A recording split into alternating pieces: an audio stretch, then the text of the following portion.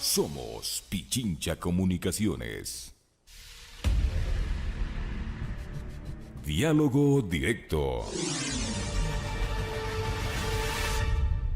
12 horas con 34 minutos, 12 con 34 minutos en Punto Noticias a través de Pichincha Universal. Saludamos a esta hora con el doctor Francisco Paredes, abogado de David Piña. David Piña, vale recordar, es uno de los 3 sentenciados por el crimen de Karina del Pozo, un crimen que se perpetró el 20 de febrero de 2013 aquí en la capital de la República. Hace pocos días, la Corte Constitucional dijo que hubo vulneración a las garantías constitucionales, a la tutela judicial efectiva y al debido proceso en el caso de David Piña, sentenciado a 25 años de prisión por el asesinato de Karina del Pozo.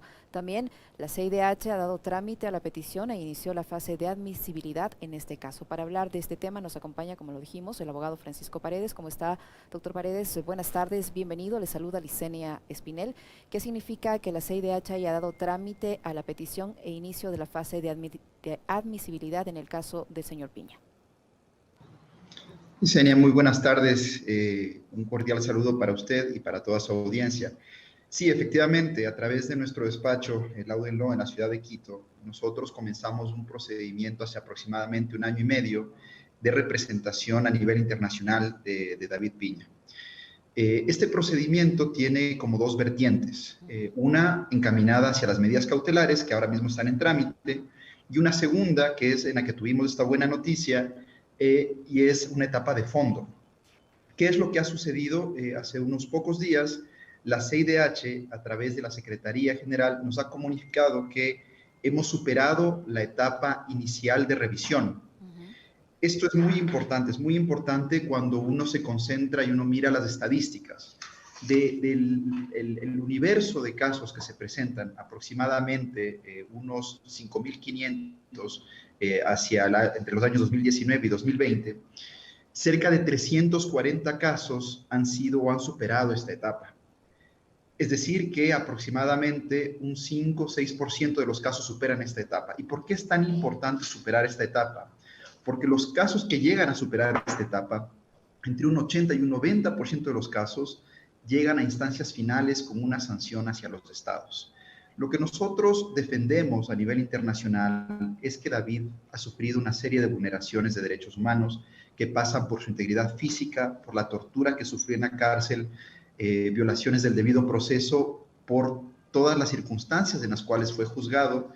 Además, una privación indebida de su libertad, y eso es lo que nosotros estamos luchando para que David pueda ser reconocido a nivel internacional como una persona que ha sido vulnerada sus derechos y que se encuentre y que se sancione a los responsables.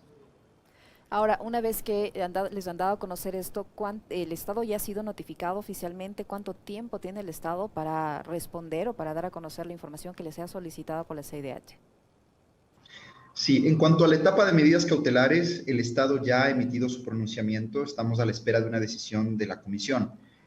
En lo que toca la parte de fondo, el Estado tiene 3 meses ahora para responder. Seguramente solicitará una ampliación de 1 mes más, que lo puede hacer. Y después de esta etapa, habrá una pequeña posibilidad de que nosotros actualicemos el caso. Y en esa actualización informaremos el estado actual en el que se encuentra el caso, informaremos las decisiones que se han tomado a nivel nacional e intentaremos reforzar de alguna manera la defensa internacional de David.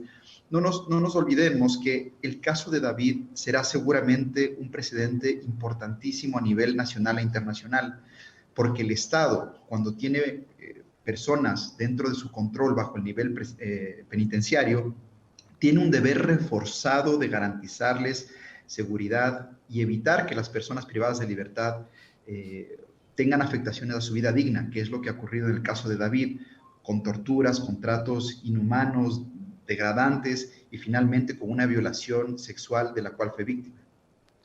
Ahora, este caso, ¿qué características tiene, qué requisitos ha cumplido para que se haya dado trámite a nivel internacional, como en el caso de la CIDH, y en qué medida esta decisión de la Corte Constitucional de aceptar esta acción extraordinaria de protección planteada por la defensa de David ha generado también o ha facilitado este desenlace, al menos este paso en la CIDH?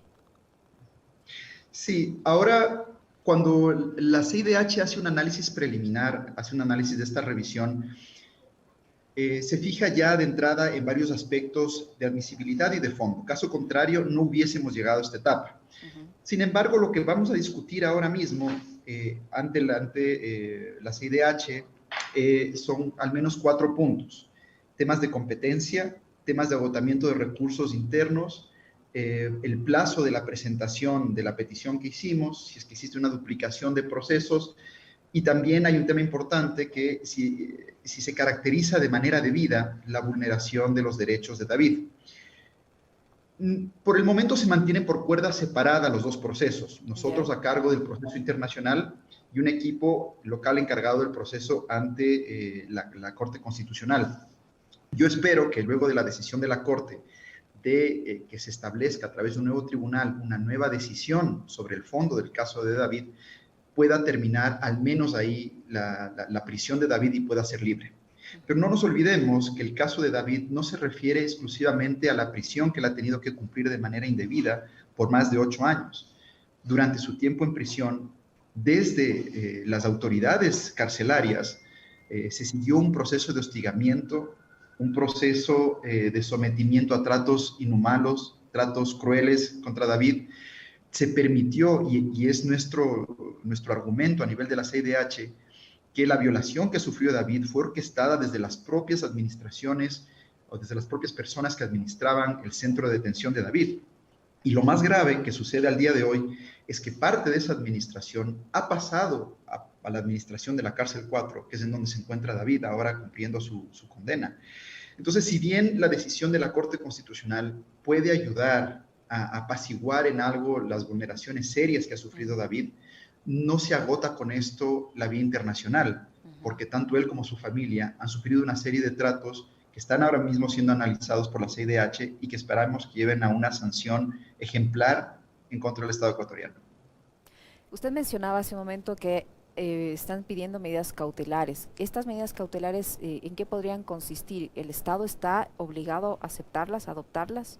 Porque hemos visto en otros casos que lamentablemente tienen un tinte político y pese a que CIDH les ha sugerido adoptar medidas cautelares, estas en la práctica no se han tomado en cuenta. Sí, quizás la respuesta es un poco más general a nivel de derecho internacional. A nivel de derecho internacional se pueden recomendar medidas cautelares y todo dependerá del matiz bajo el cual está redactado cada uno de los instrumentos internacionales. En nuestra opinión, con nuestra formación internacional, lo que nosotros consideramos es que si tenemos un organismo supranacional que está encargado de velar por los derechos de los ciudadanos y de evitar precisamente abusos por parte del Estado, hasta que la decisión de fondo pueda ser adoptada, las medidas cautelares son obligatorias. Y mucho más en el caso que se puede estar exponiendo la vida de una persona, que es lo que nosotros intentamos proteger en el caso de David. Él ha estado expuesto a abusos, no solamente por parte de las autoridades, sino también a grupos delincuenciales que operan desde las cárceles. Entonces, la prisión para David en este momento no es una garantía. David está expuesto en la cárcel que sea. El propio Estado ha reconocido que en ciertas cárceles está incluso más expuesto, pero eso no quiere decir que David se encuentre en una situación de no potencial riesgo a su integridad y a su vida. Entonces, en suma, para resumir la consulta suya, en nuestra opinión, las medidas cautelares son obligatorias, tienen que ser cumplidas por los estados, mucho más en asuntos de derechos humanos. En lo que está en discusión es la integridad y la vida de las personas, que si se llegan a vulnerar, no hay manera de poder recuperarla. ¿Cuáles serían esas medidas cautelares? ¿La libertad del señor David Piña o cuáles? Estrictamente, ¿cuáles son esas medidas cautelares? Nosotros buscamos medidas alternativas a la prisión de David, como se concede en otro tipo de casos, medidas que le permitan a David presentarse con cierta frecuencia hasta que pueda, por ejemplo, concluir la otra etapa en la que se va a reexaminar ahora sí su procedimiento. Existen elementos más que sobrados para llegar a la conclusión de que David tiene muchas características jurídicas para que su caso sea considerado como un caso en el que no fue partícipe, en el que él no tuvo nada que ver con el lamentable fallecimiento y asesinato de Karina del Pozo. Y sobre todo aquí hay un elemento de derecho internacional que es muy importante. A David se lo juzga única y exclusivamente con base en un testimonio, nada más. no hay ningún otro tipo de evidencia forense. No se pudo No se lo corroborar puede la generar. veracidad de ese testimonio. Este es el asunto. El testimonio es de otro de los coautores. Ya. Entonces, cuando uno examina a nivel internacional, y la Corte Interamericana ha sido absolutamente clara sobre este punto, si el único o la única evidencia para determinar la responsabilidad de una persona es el testimonio de un coacusado, no se puede sancionar a la persona. Y la Corte Interamericana lo ha dicho ya de manera enfática en dos casos. El primer caso, del año 2015, el caso Agapito Ruano, un caso muy similar al caso de David, torturado, sometido a tratos crueles y que se lo sanciona únicamente con base en un testimonio de un coacusado. La Corte Interamericana ha sido radical al decir que esto no es prueba suficiente porque se está vulnerando su derecho al debido proceso y a la tutela judicial efectiva. También unos años más tarde, en el año 2017, dentro del caso Segarra Marín contra Perú, la Corte Interamericana ha ratificado nuevamente este criterio. Y eso es lo que sucede con David. Inculpado y sancionado a 25 años únicamente con un testimonio de un coacusado que bien pudo haber, y eso es lo que sostenemos nosotros, mantenido este testimonio de manera estratégica para intentar protegerse, para intentar defender una teoría del caso en la que se intentaba incriminar a otra persona. Doctor Paredes, usted dice que deben aplicarse estas medidas, adoptarse estas medidas cautelares mientras se llega a la decisión de fondo. ¿Cuál debería ser, apegado a derecho, esa decisión de fondo? ¿Qué consecuencias tendría esa decisión de fondo? En nuestra opinión, la decisión de fondo es muy sencilla, es muy sencilla. Lo que se está solicitando es un reexamen de pruebas que se incluyan dentro de la evaluación, pruebas que fueron solicitadas en su momento y que no fueron aplicadas y que no fueron utilizadas por parte de Fiscalía ni de los jueces. Basta con examinar estas pruebas que demuestran que David no estuvo en el sitio del asesinato, que no hay ningún tipo de vestigios de ADN, de pruebas, de evidencias que puedan demostrar que él participó, y David debería quedar libre. Eso en cuanto a lo que sucede en el litigio local. En el litigio internacional tiene que haber una reparación integral en favor de David, en favor de sus familiares, porque la historia que nosotros conocemos es la historia de David y su sufrimiento, pero alrededor de eso está su familia, que también han sido sometidos a este tipo de tratos, que cuando quieren ingresar o han querido ingresar a los centros de detención han tenido que ser sometidos a procesos indecorosos de búsquedas en cavidades personales para ver si es que no estaban transportando algún tipo de estupefacientes, etcétera.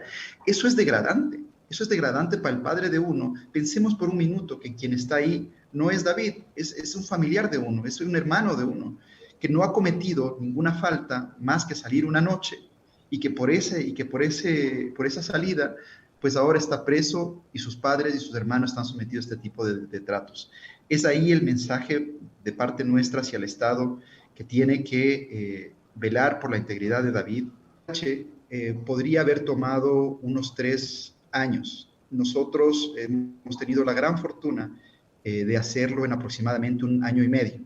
Esto a nosotros nos reduce los tiempos y nos hace pensar que hasta una decisión de recomendaciones por parte de la CIDH podrá demorar un par de años más, y esperaríamos que el Estado acoja esas recomendaciones y las cumpla para no tener que subir a litigar el caso ante la Corte Interamericana. Si ese es el caso, eso tomaría unos 4 años o 5 años más únicamente de litigio, lo que sería absurdo, porque eso implicaría que el Estado no está dispuesto a llegar a una negociación y a un acuerdo dentro de un caso que es a todas luces una vulneración de los derechos de un ciudadano ecuatoriano. Y mientras tanto, el señor Piña seguiría detenido y prácticamente cumpliría un 90% de la condena. Mientras tanto, si no logramos que se den las medidas cautelares, o si no logramos que a través del equipo de litigio local se logre revocar la sanción de prisión en contra de David y la condena de 25 años, David estaría detenido, expuesto a más tratos y más vejámenes, porque parte de las violaciones que él sufre lo hace por denunciar. Violaciones de las que él sufría en la cárcel, de las que su familia sufría cuando él lo iba a visitar en la cárcel. Y como represalia, se hizo todo lo que hizo en su contra. Entonces, no es menor el iniciar un proceso internacional en contra del Estado, pero nosotros estamos dispuestos a llevar esto hasta las últimas consecuencias y defender la inocencia de David y demostrarlo no solamente a nivel local, sino también a nivel internacional, y que se sancione a los responsables. Muy bien, muchísimas gracias, doctor Paredes, por la información que nos ha proporcionado. El doctor Francisco Paredes ha estado con nosotros. Ustedes han escuchado el caso a nivel internacional que se ha presentado, el caso del señor David Piña, involucrado en este asesinato de la joven capitalina Karina del Pozo, ocurrido en el 2013 aquí en Quito, y ustedes han escuchado al doctor Francisco Paredes con su exposición respecto a cómo se ha llevado este caso a nivel internacional. Muchísimas gracias, doctor Paredes. Gracias. A usted. 12:50, tiempo de una pequeñísima pausa. Enseguida continuamos con más. Punto Noticias, para mentes críticas y libres. Comunidad.